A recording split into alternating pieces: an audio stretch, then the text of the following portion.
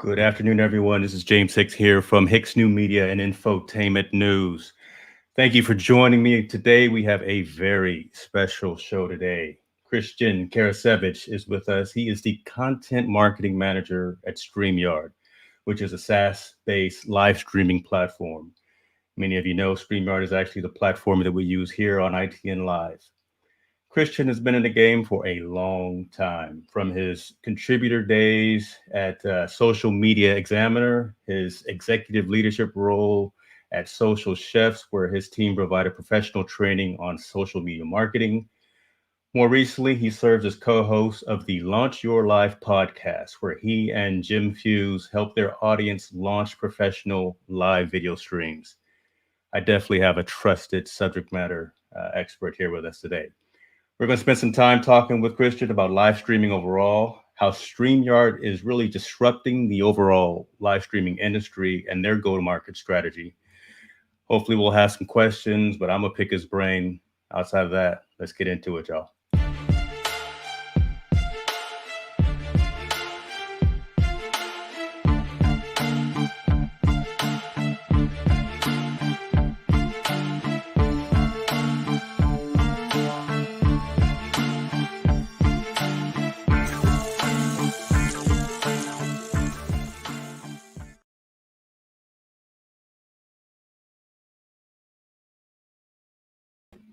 Mr. Karasiewicz, now where did he go? He turned his camera off.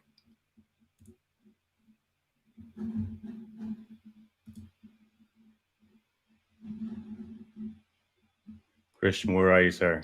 I see you in the back, but I can't see you in the front.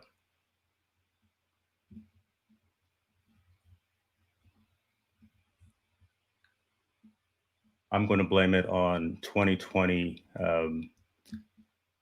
internet issues coming on the East Coast. Maybe it's a nor'easter or something coming, but I'm sure he'll be back in just a second. You got to love live streaming. You got to love doing demonstrations and things like that live. So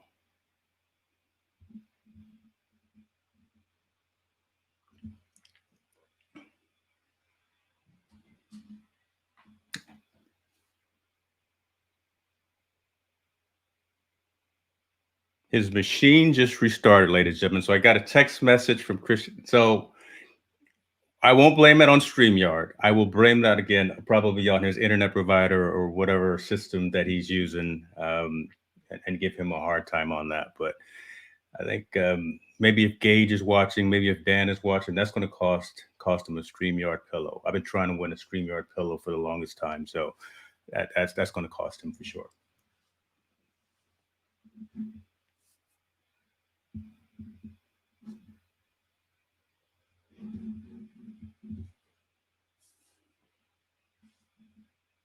I could sing a song, I could do a dance, but at the end of the day, today's show is going to be about live streaming. All right, so let me tell you something.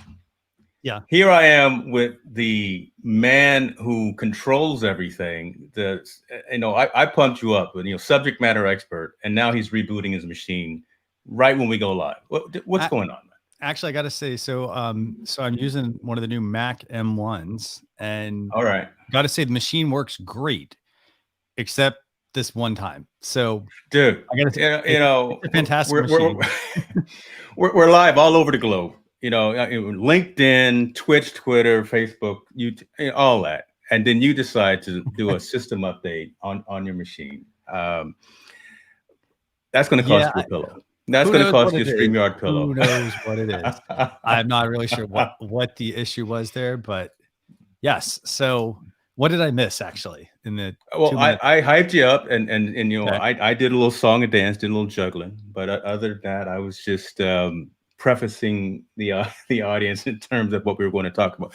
But you know what? That's the beauty of live streaming. That's the beauty of actually having these dialogues point in time without being recorded. You get what you get, and it could be either the system, it could be either the platform, the environment, and you have to be able to be flexible with that. But outside of that, Christian, how you doing, man?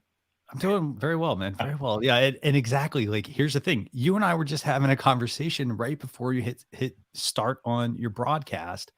And then, yeah, all of a sudden my webcam said, "Hey, I'm done."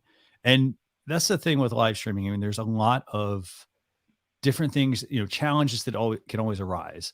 So, for example, maybe I was doing a system update. I don't know, maybe, beforehand. And here's the thing. I mean, I simply, I had an issue, and what did I do? I just said, "Hey, James," I got my phone out. And I said, "Hey, James, you know what? Yeah. Here, I'm gonna, let you know I'm coming right back." And then you know exactly what to do. And then here I am. So it was, maybe a minute or two. So for those of you watching, by the way, sorry about that. But that's the thing. That's the one thing with live streaming. I mean, it's every show is never going to be exactly the same. You put the equipment up, and then all of a sudden, maybe you make some change, whether it's a software change or whether, you're you're working really hard on your computer one day, and then all of a sudden everything decides it wants to just, change. So I just say this, I mean, roll with the punches and, and get going. So, Yeah. And yeah. I want to talk a little bit about that, right? Again, the anomalies, the gremlins in the system, and kind of tail that into kind of the benefit of StreamYard being a SaaS-based environment. But before I go into that, if you could give kind of your elevator pitch in terms of who you are. I know I already did kind of the introduction, but I like to hear it directly from you as well, sir. Okay. So I'm the content marketing manager for StreamYard. So if I'm gonna give a little plug, I guess, if you do want to write for StreamYard, you can go to streamyard.com/contact, and there's a link on the page, and you can fill out a form. It'll come right to me. So feel free to reach out if you're big on live streaming and you have some information you want to share with people. I'd love to have you write for us. Aside from that, I also run Social Chefs. It's a digital agency, and in addition to that, I also host my own live show called Social Chatter. It's the longest running social media marketing talk show where we cover what's new every single week in social media with myself, my co-host Jem Fuse, and a guest that we find, that's someone who's not, we don't like to use the term like expert. We like to say, they're a digital marketing professional, because then because everybody brings something unique to the table. And then in addition to that, I also run a podcast called Launch Your Live. And that is also something I run with Jem Fuse as well. And basically what we do is we break down all of the live streaming topics people might have, whether it's where to find guests, certain tools they should use, maybe some tools, for example, if they want to do like multi-streaming. We also talk about things you need to do before your show, after your show, making a run of show, all that fun stuff. So that's just a little bit about me. Awesome. I appreciate that. And those are really the things that have kind of drawn me more to communicate with you as well on various social platforms, because that whole mechanics piece, right? The operational side, I love, and I'm deep into the analytics. I've got screens going over here. I'm seeing where folks are coming from different platforms and things like that. And I like that, because that helps you overall become better at your craft, more targeted to your audiences, and make sure that you have a more successful outgoing, irregardless of whatever it is you're trying to do. Let me back up now and kind of go back to what I was asking you before we had the glitch at the start, but StreamYard being the SaaS-based platform, and I like to specifically say SaaS and not say browser-based, right? Because there is a difference, right? Because I come from the technologist field, and I understand and know the difference. System issues like that would not cause the stream itself to crash, because there's so much redundancy that's built into the back end of the environment. I'm not sure folks really appreciate and understand that, to be honest. So can you go into a little bit of that, just from your perspective, about the platform that we're actually using, and how, you've got the tenets of it being easy to use, flexible. What was the other tenet there? So easy usability and providing professional streams, right? What do those tenets really mean when you have a SaaS-based platform? Well, I mean, the key thing is this: a lot of people, when they want to get into live streaming, if you want to do, so I started doing live streaming for very large conferences, and they were online, but they're primarily also in person. And so in order to do a real stream, it takes a lot of equipment. So I'm going to try to kind of distill this down. So it takes a lot of equipment. So you've got teams of people that are, you've got people that are working front of house, you've got people working back of house, and they're all controlling different facets.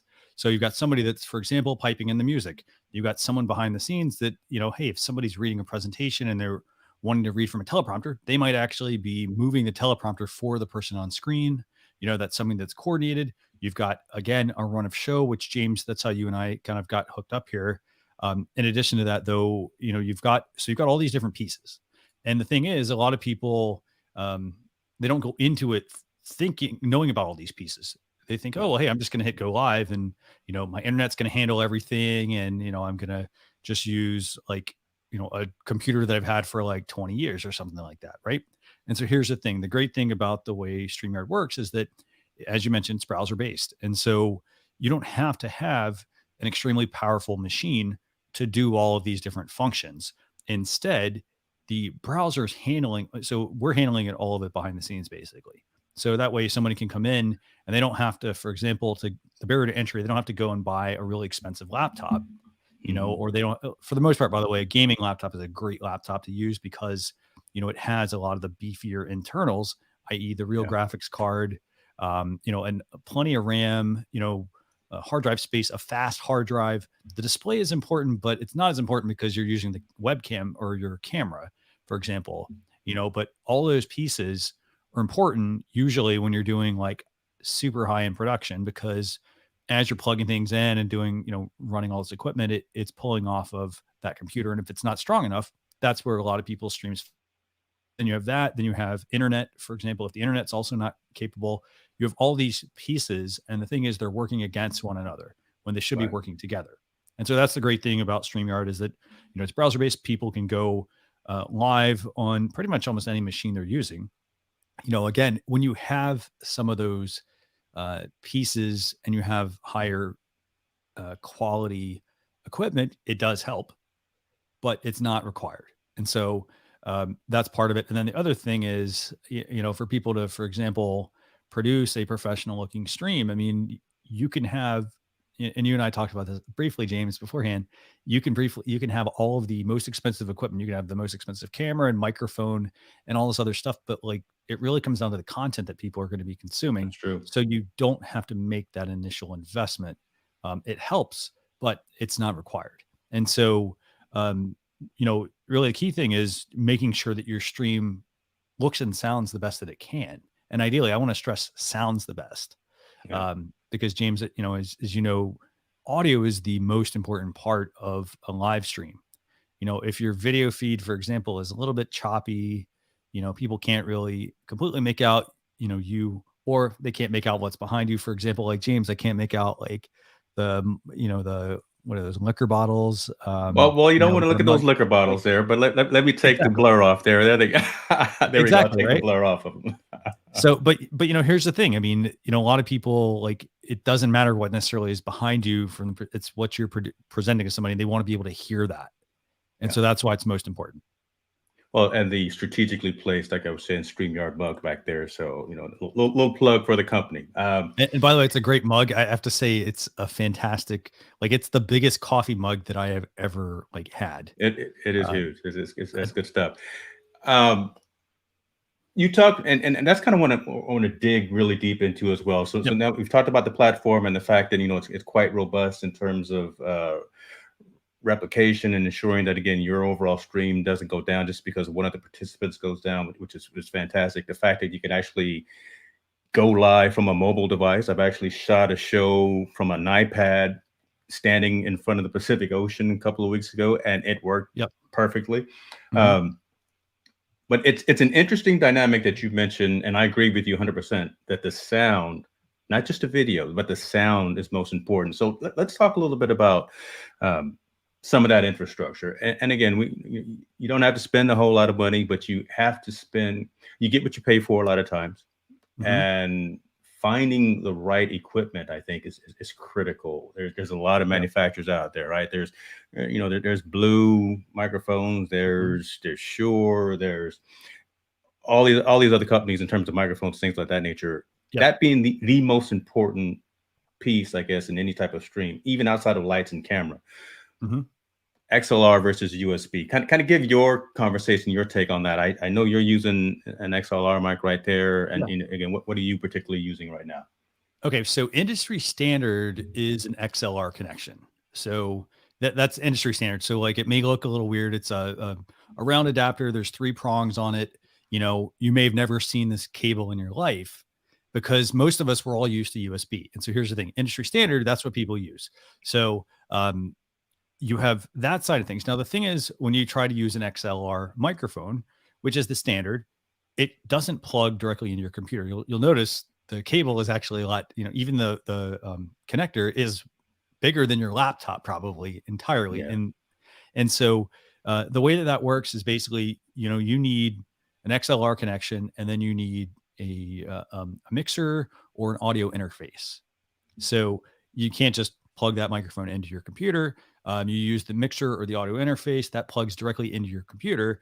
And then here's the great thing about mixers and audio interfaces. So they allow you to control different things. For example, I'm using a Rodecaster Pro. It's a mixing board, and it's not just me plugging in one microphone. For example, this allows me to plug in 4 microphones. It allows me to plug in a smartphone, for example, so I can do a call-in show. And there's even a Bluetooth option as well. So if I have additional, for example, if James and I were meeting in the same place, I'd plug everything into one device, and then everything would be able to be routed through there. Now, the reason I use this is because all of the channels they're separate. So for example, if I had James plugged into this and I was like, well, hey, his audio needs to be a little bit louder.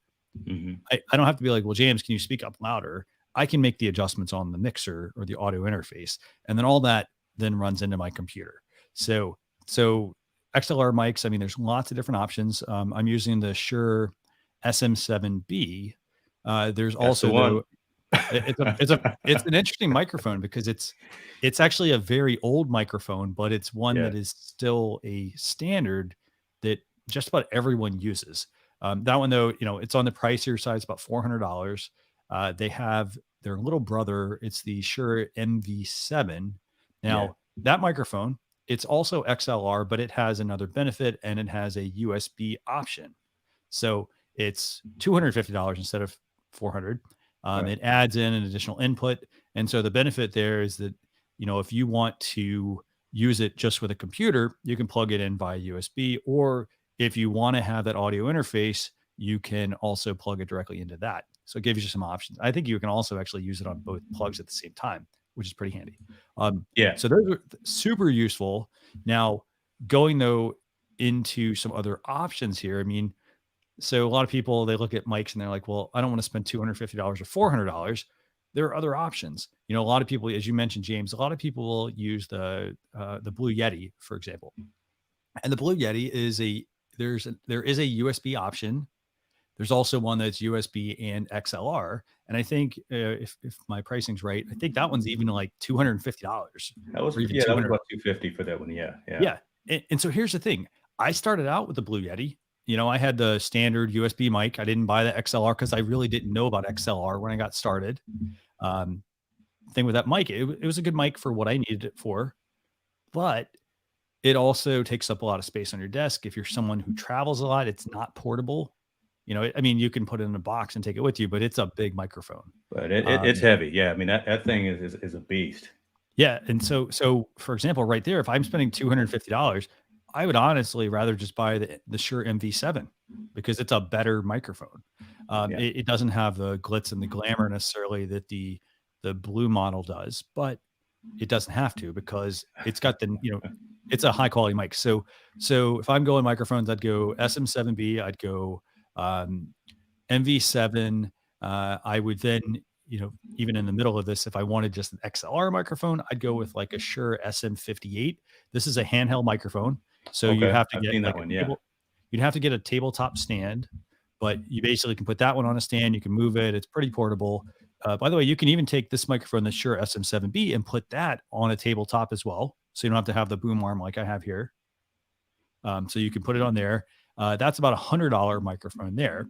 And then if I want something that's also USB and XLR, I'd even look at the Audio-Technica ATR 2100. That's about $100 microphone. And it's very similar to the Shure SM58. It's a handheld microphone, but you can put it on a tabletop stand, but it can work USB and it can work XLR. And then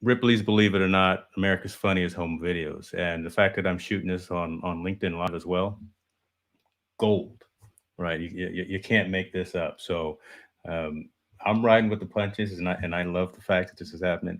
Oh, dude, hey, that's strike two there. No, Um, so I know what the issue is actually. The so issue, what? Yeah, what happened there, man? What happened there? so What I happened? have one of those USB-C hubs, Yeah. and I think it's overpowered because it's literally running. It's running a monitor, it's running a camera, and it's running a mixer. Oh my god. So, Well, you got to go spend some of that Christmas money and get yourself some. I know, right? Got to get a some Thunderbolt hub or additional. something. Right, you got the mic right. We were talking about that, but now you got to get your hub going or something right there. So let's talk about that real quick, actually. So I'm using a USB-C hub. Yeah. Basically it's, it allows you, if you're running a MacBook Pro, it allows you to run multiple things through it. I'm not using one of the like stock, like, the $20 ones. I've got like a Satechi, I think it is. And here's the thing. You have to remember, you can't plug in a ton of stuff into these things. Like as you plug in stuff, it's drawing power. And at the same time, it also only can support so much. So, even if it has, for example, this has like 3 USB ports, an HDMI port, Ethernet, and like an USB-C port. I can't plug everything into it at the same time, even though the ports are there. The thing people need to realize is that you want to offload some of those things. So, for example, I may want to consider getting a power dock that then has one cable that goes into my device, and it's not pulling everything directly into this. I mean, this thing is literally this big. I mean, it's tiny. Yeah. I know the one you got, and I'm gonna put on the screen the one that I'm using here right now. But I agree with you. CalDigit or Anchor? It's Targets. Oh, nice. Okay, I was just looking at these the other day, actually. Yeah, so I've got my monitors plugged into there, and then obviously all my other connections.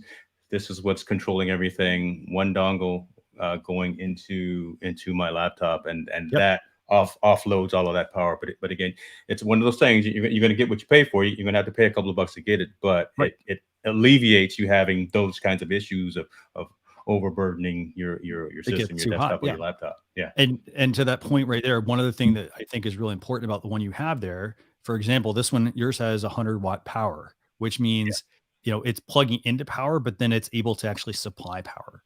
So, that's one thing to think about is like, what am I plugging into that dock for my live stream? Because literally all I have running right now is my live stream, and I'm using a hub, and that's potentially where my issues are arising. So you do have to think about that. So I'm loving this. So all of these glitches are good though, right? Because again, folks would typically get flustered, just flustered and distracted and all that. But again, these are the real world scenarios. So I love having the fact that some things are going kind of awry. Let's talk about software either. That's the thing. It's not software. That's the thing. It's hardware. So it's like, so it's like, so I'll give you an example. So it's like somebody saying, well, hey, I want to run a live stream, and they want to use like a Chromebook. A Chromebook is it's an internet enabled device. So it requires the internet for doing everything. Yeah. So when you don't have the internet, you're plugging a whole bunch of stuff in, and then you're trying to run your stream, and you're trying to also then sync to like Google Drive and things like that. It's taking internet resources. So that's also another thing. Internet needs to be sufficient. Okay. So what's the next question?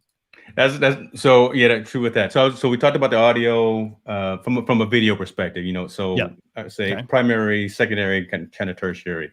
From a video perspective, this whole year, there's been a couple of things that have happened in 2020. Yeah, the world has gone completely 180 degrees and all, but I think a lot of folks have started to get into streaming content. They've got a voice, they've got a message, so they've gotten into that.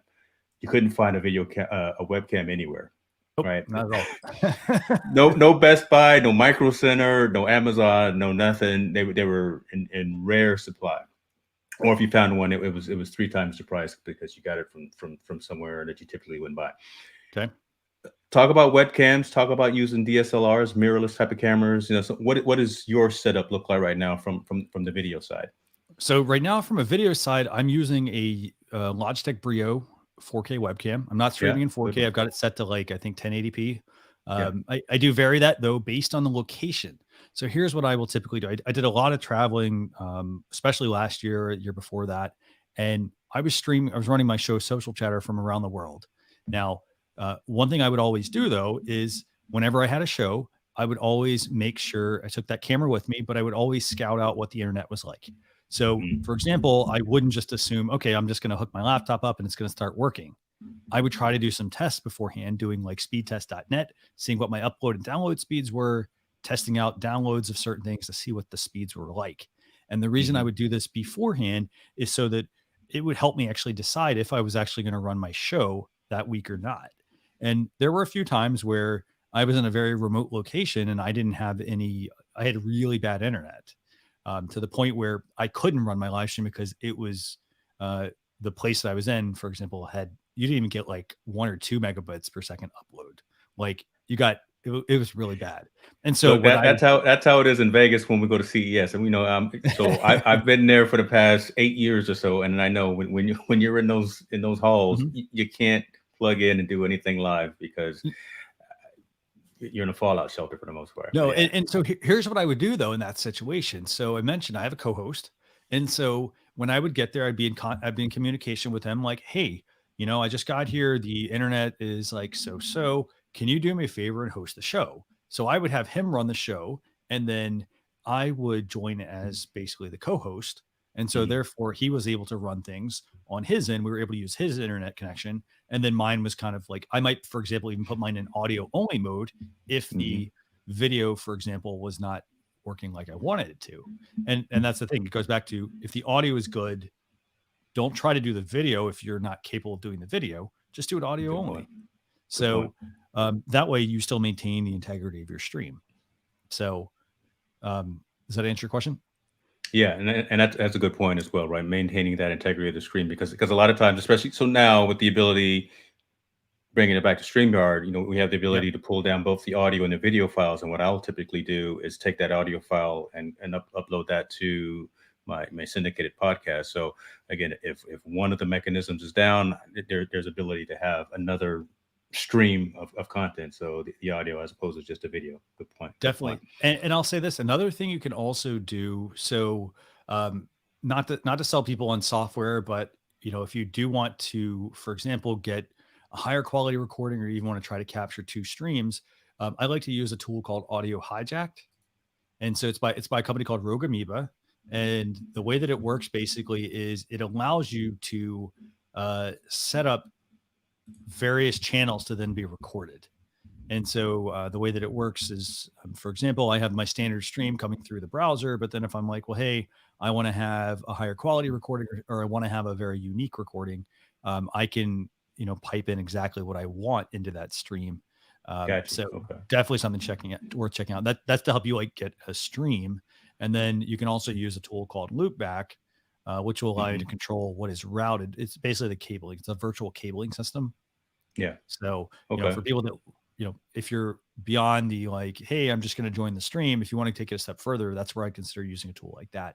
Those also help, by the way, because they help you also route, like if you want to do sound effects or background music or any of that stuff as well, you can run them through the software as well. Without having to buy something like an ATM Mini or something like that and spending the hundreds of dollars on that physical piece of hardware. You can do it all in software. That's a good point. Right. And the ATM Mini, that's the thing. The ATM Mini is it's a hardware switcher. So like, for example, if let's talk cameras real quick. So I have a Logitech Brio that will not work with an ATEM Mini. It only works for an HDMI connection. You can't convert a webcam to HDMI. Okay. Yeah. Right. So okay. In that case, like for people that are like, well, hey, everybody's telling me to get the ATEM Mini. The ATEM Mini is good if you have, for example, multiple camera angles, but you also have to make sure you have the right camera. And so if you're using like the $60 Logitech webcam, you don't need an ATEM Mini. Like it's not going to help you with that. But if you want to get into doing some like different scene switches, plugging in, for example, an iPad and things like that, like, yeah, you could do that and play those as screens. But it comes down to what camera you're using to begin with. So if you don't have the right camera, it's not going to work. It's a very expensive paperweight at that point. Yeah. Why spend the money if you're, like you say, using just a Logitech camera that doesn't take advantage of that? Yeah. And that gets to the point of like, I've talked about this, we talked about run of show, yeah, and having a structure for your show. And here's the thing, you don't need all of this. Like you need, if I were making the investment, make the investment in a microphone, a good quality microphone, an audio interface or a mixer, and then a camera. And here's the thing, when you go into the camera aspect, you also might need to buy a dongle or an adapter, not just for plugging into your computer, but for running the actual camera itself. Yeah. So like, let's say you're going to get, let's see, there's the Sony Alpha, like 6100, the 6400, those can connect, but you typically will need a cam link from Elgato. And Right. that's Capture card. that alone is what, $150, I think. So it's yes, like, it was. you need a capture card and you need the camera, and those cameras aren't cheap. So that's like, I mean, right there alone, that might be what, $800, to be able to just that's just to plug the camera into your computer and then be able to use it for live streaming. Yeah. So, I mean, speaking of capture card, so I started, so I'm using the Sony ZV-1, right? The vlogger camera from Sony, and it's phenomenal. But I started with one of those $15 capture cards off of Amazon, and it was okay. Let me tell you, when I plugged in the Elgato Cam Link though, and just saw the functionality and the capabilities in that. Again, I've said it like a recurring theme here. You get what you pay for. Start with what you can, obviously, to get your show up and going, to get your environment up and going. But you definitely want to focus on quality equipment as you progress through your stages. And there is a short list of components I think that a lot of folks are recommending. You always hear folks talk about the same Shure microphone. You always hear folks talking about either a Brio, maybe Logitech. I would say Logitech, not necessarily the StreamCam all the time. They came out with the StreamCam, which was okay. Yeah. Always talk about Camlink. Always talk about the Stream Deck. There are specific tools that are out there for when you really want to level up your game and make your stream look professional. And then from a software perspective, or from a platform perspective, I know we're talking StreamYard primarily just for the functionality that it provides, but there's a few others that also provide some more of the advanced features, right? Especially if you want to start doing something beyond like an OBS or something. OBS is brutal. I tried OBS for like a week, and I swear all my hair fell out. But there's a couple of other ones. And that's another one of those, kind of playing off your point there. I mean, that's another one of those you get what you pay for type things. Yeah. Like it's free software. So like no one's going to argue with free. But, if you're like, there's a learning curve to it. And so that's one thing like people have to remember. Like it's not like, I think it's open source software. So people are able to use it. It's going to add some functionality that may not be built in, but you have to keep in mind that with that, you're going to get the bugs. So, you do have to work with that. Like you have to figure it out essentially how it works, based on what you're going to do. That's true. I love these comments that are coming in from Corey. I don't know if he caught the point when I said, Corey, I started out with that $15 capture card from Amazon, but then I did have to kind of level up a little bit. OBS is not brutal for me. It was tough. I have no patience of reading any instruction manuals. I've always been like that. I'm a break it and fix it guy. Here's the thing though. It comes down to the type of person that you are. I mean, if you're someone who, for example, if you're not a technologically savvy person, like if you're just like, hey, I just want to do live streaming, then get some of the equipment we talked about, like the microphone, get the camera, and then start your show. You don't need much of anything else beyond that. Again, I mean, what I was trying to, I guess, get across is the fact that like, if you're going to buy a microphone and you're going to, for example, drop $250 on a microphone that just because it, like maybe you saw it at like a big box electronics store, for example, you're more than able to buy a better microphone for less money. It's just that it's not what the big box store, for example, is going to carry. And so the point I'm just trying to drive home there is that because I mean, I'm guilty of this. I mean, I bought a Blue Yeti when I first got started, and I think I paid $150. And then since then I bought an SM58 that was $100. I finally upgraded to the Shure SM7B. That's $400, and I had this paperweight. And had I actually taken the time and done my due diligence, I would not have necessarily spent the money on the Blue Yeti. I would have bought the right microphone at the time. And that's just what I want to get across to people. Like, there is going to be some overlap. You're going to buy something and then you're going to have to potentially upgrade it, but you don't have to do it at the start. That's, I think, what I want to get across to people is get what your budget allows, but also think strategically and say, well, hey, you know what? If I only have USB right now, and maybe in the next year, I want to move to XLR, why don't you get a USB XLR mic? And then you don't have to rebuy your microphone. You just have to buy a mixer. So lots of good stuff there. Okay. So what else? What else we got? I tell you what. So we're gonna go kind of the line of the top three, right? So we're gonna talk microphones already. We've talked cameras already. I want to get into lighting, but I want to kind of come back to this statement here that's being made, because I wonder, do you have to deal with this kind of in your role as the content social marketing manager at StreamYard? When folks feel this way, right?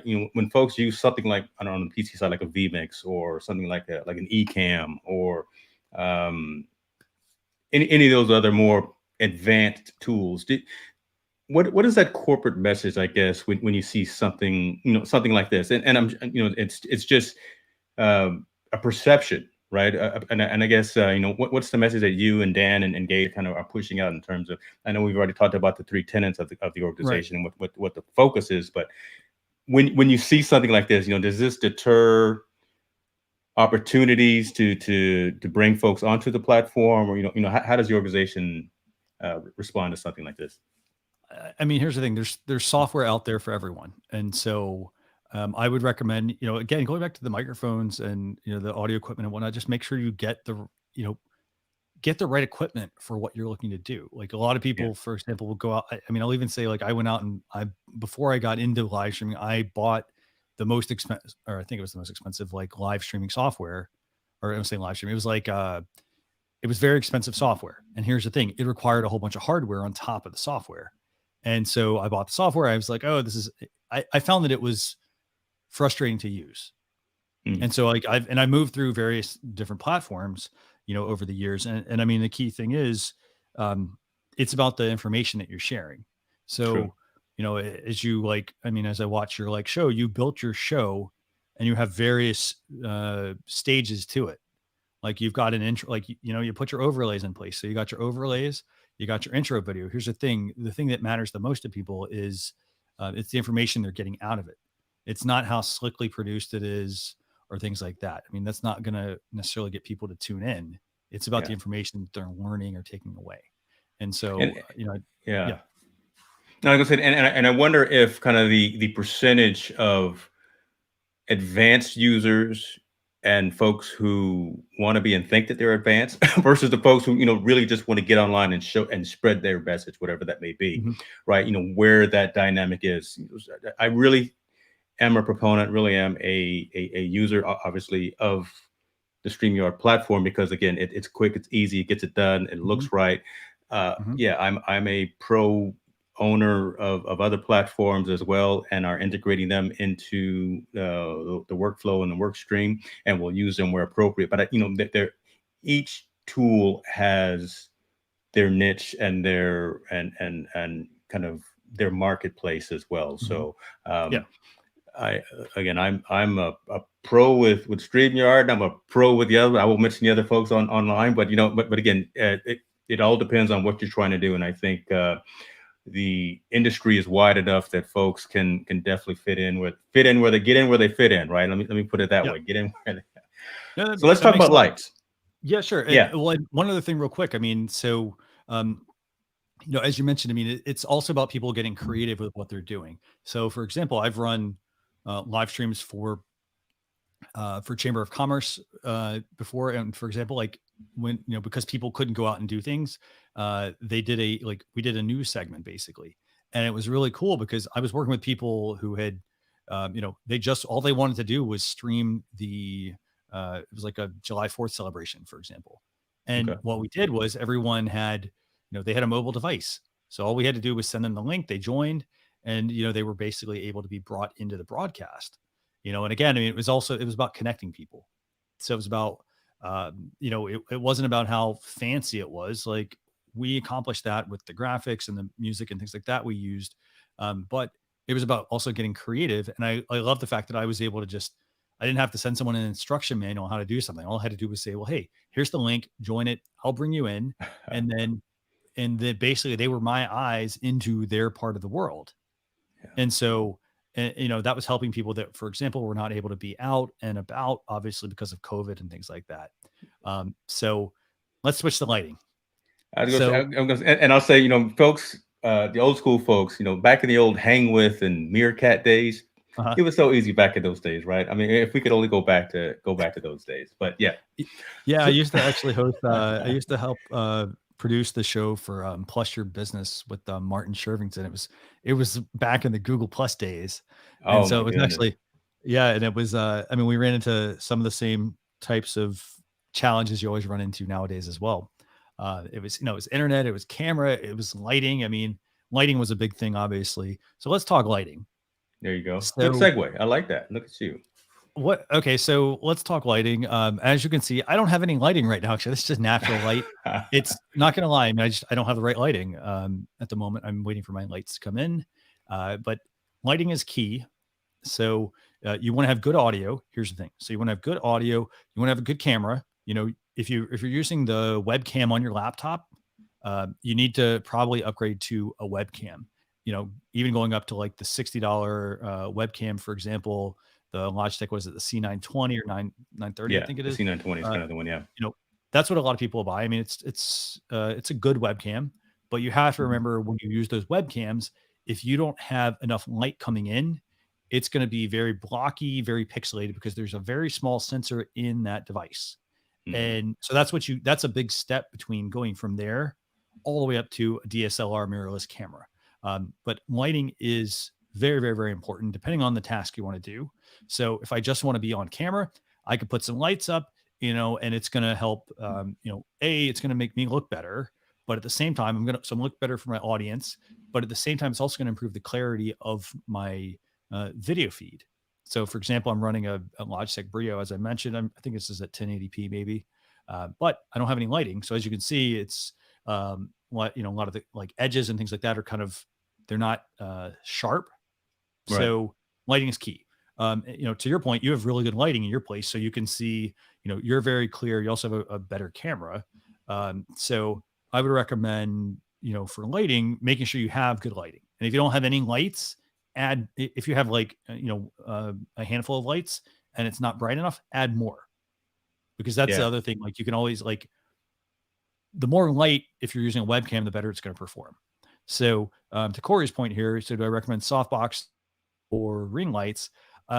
Here's the thing. I like softboxes, but I have a ring light that I use, and that's actually what I've used for a lot of my shows.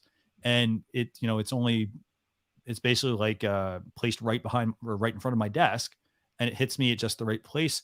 There's enough depth behind myself in this background to where it'll actually reflect off this and actually look nice and be evenly lit. One thing I would say, if you're somebody who runs a ring light, you want to make sure also that, like, if you're wearing glasses, for example, the rings tend to reflect right off your glasses. So you might have like alien eyes or something like that. So, okay, interesting. So that's something that people need to pay attention to. I mean, don't just put the light on and be like, hey, I got lights, because there's little things like that you need to pay attention to. It's like, the ring light, for example, is a great light. A lot of people use it for photography. So if you're photographing a person, it's great for that. If you're somebody who is, let's say you're getting makeup done, for example, a lot of the beauty stores like a Sephora, places like that, they use ring lights, and that's what they use to help evenly light the person's face. Okay. Makes sense. Yeah. I've got, I'm a proponent of, I've got a 3-light system going, right? So I got the one coming right in front, and I've got the what two. What kind do you have? Okay, what do you have in front? Is it a ring light or or softbox? No, it's a Dazzle or Dazzle. It's I'll pull it up. I got them off of Amazon, but they're the rectangulars coming out, and I can change the color temperature, and I can change the brightness on each of them independently. I'm not going to go into the spending before a name. I want the Elgatos, but I don't want to spend, I don't want to buy when I'm getting phenomenal, I think, performance out of the ones that I've got here. But Yeah. they're Elgato makes some great ones as well with their products. That's a good point, by the way, though. So here's the thing: when we're talking lighting, you have to also look at the space. So when you use a softbox is going to put out a lot more heat. So softbox, they're bigger. They're also like, if you buy the ones that are on Amazon, for example, you buy the, you have to assemble them first of all. I'll tell you right now, it's not an easy assembly putting together a softbox. It's a stand. And then, for example, there's a stand, there's a housing with the light that goes on top. On top of that, there's 4 little bars that form the basis of the softbox. And then you got to wrap the softbox so that it's actually diffusing the light. So it's not very portable either. I don't think, the softboxes. No, I have a whole, basically it's a case that it comes in, and then you have to strategically unpack it so you can strategically put it back together. But yeah, I mean, here's the thing: like, you bought the Dasny lights; those are what, 195 each, right? Yeah, is that one light. Yeah, yeah. You get two. You get the pack of 2. So yeah. Okay. So here's the thing: those are good lights. So you can so here's what you have to think about: those lights can attach to a desk. Yes. Now, so in your case, you're not really going to be able to make those portable, but I mean, they're somewhat portable, but then you got to find a way to actually make them stand.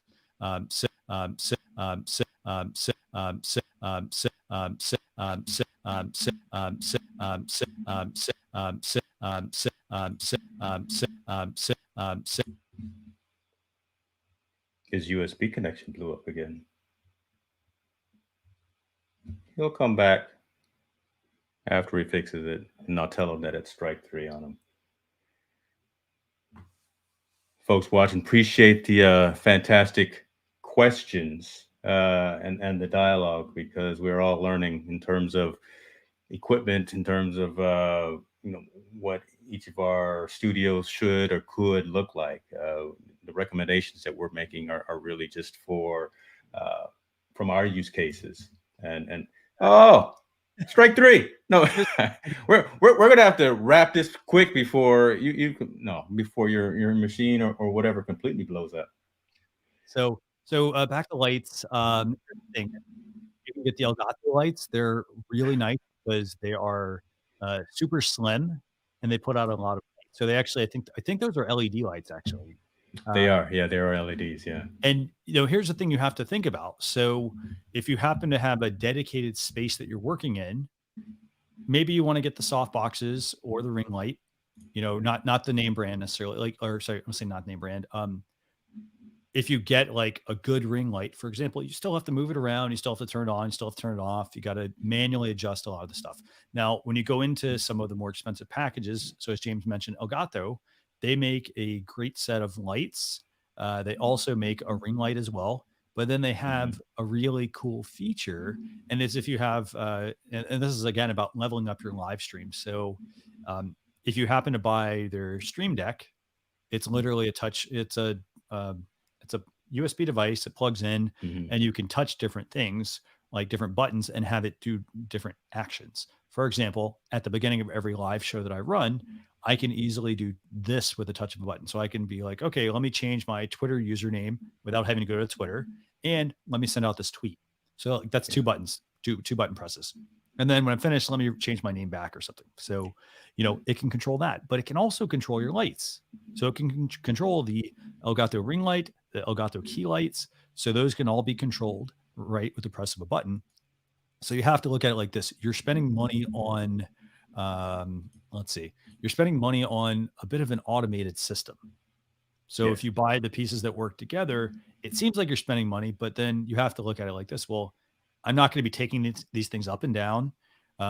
They're small enough to where they're not going to take up much of my office, versus if I buy like the 3-point lighting system, for example, I have 3 lights that are literally all going to be in front of me. So I have to have a reasonable amount of space to work in.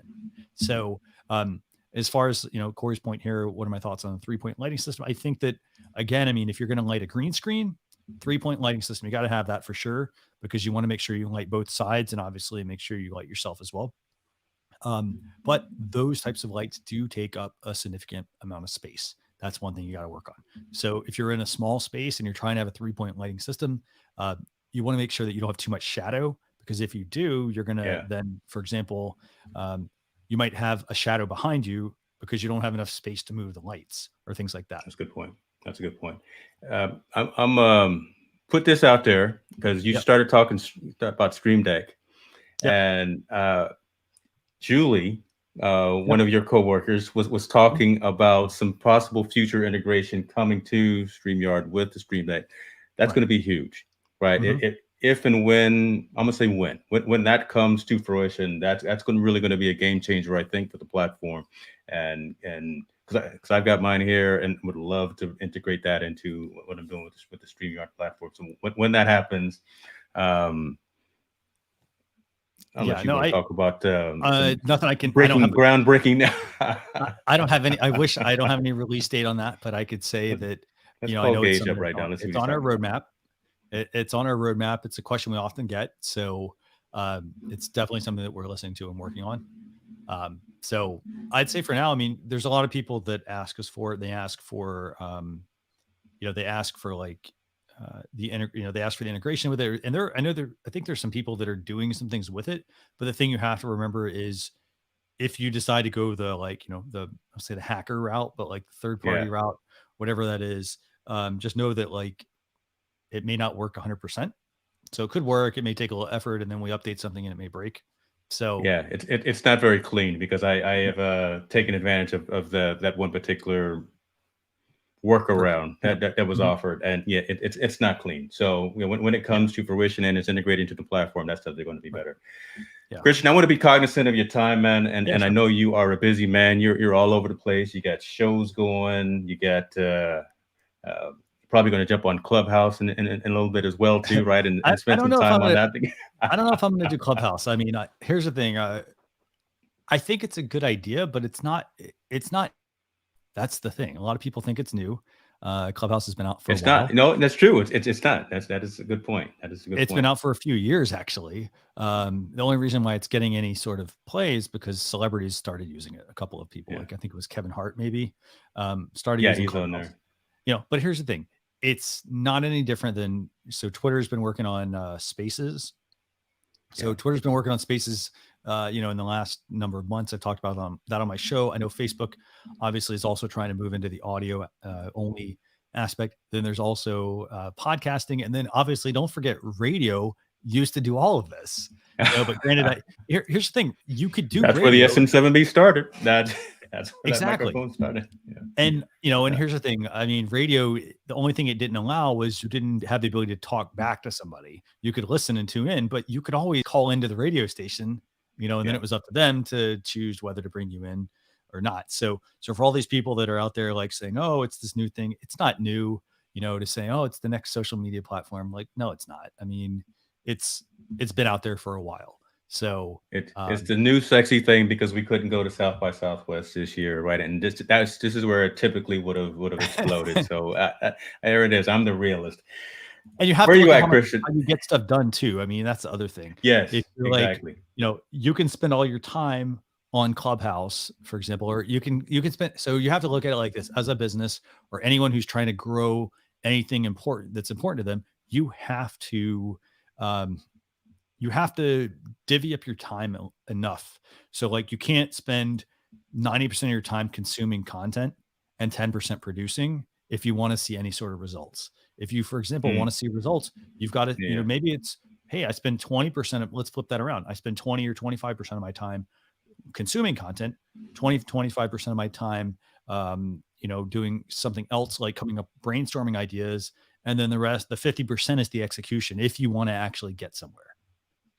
That's the thing. A lot of people, they can easily fall into the consuming trap, and it's not a bad thing. But if you're somebody that's trying to do everything, you're going to feel very burned out, because you're not getting anything done. And you're not getting anything done because you're consuming too much content. Because you're doing too much. You got to shut the fire hose off every so often. That's it, man. Right? You can't drink from it all the time, right? You gotta know what you can do, know your limitations, and take advantage of your team if you got one. So. I've got this custom link up here. This is to your launch your live. show, cool. Very but cool. Awesome. where else can folks find you in terms of getting information from you and what you're up to? So if you want to connect with me, you can just look up my name. I mean, it's so easy, right? So it's Christian Karasiewicz. Look, just look it up. And I'm happy to connect with you, whether that's on whatever platform, doesn't matter. And then the other thing also is my show Social Chatter. That's at Social Chefs. So I've got a culinary arts degree as background as well. So that's hence where the social chefs side came in. Okay. It's about learning the fundamentals of social media digital marketing and then applying that to what you do, because it literally is just learn the fundamentals and apply it to what you're doing. And then, hey, you move in the next network, same thing, fundamentals, apply, not like everything. It's like everything. It's like everything in life, right? And know what you're doing before you go out there and try to do something. And those links, I will put those in the show notes so folks know exactly where to keep up with you. Christian, man, I thank you, man. It was an interesting show, right? I mean, we got to see that Mac M1 have a couple of challenges. We got to see your. I think it's the hub. Actually, I think I'm gonna have to go order one of these hubs. So after we get off of this, I'm gonna have to chat with you about which dock you recommend, because I've actually been looking at quite a few of them. So we'll talk about that offline. Definitely, brother. Definitely, thanks a lot for having me on. I appreciate it. Hey, anytime. I appreciate you. Let's continue to stay in touch. I know we talk on social about all kind of different things, but it was my pleasure definitely having you on the show, and I look forward to staying in touch, brother. Be good. Sounds good. Thank you.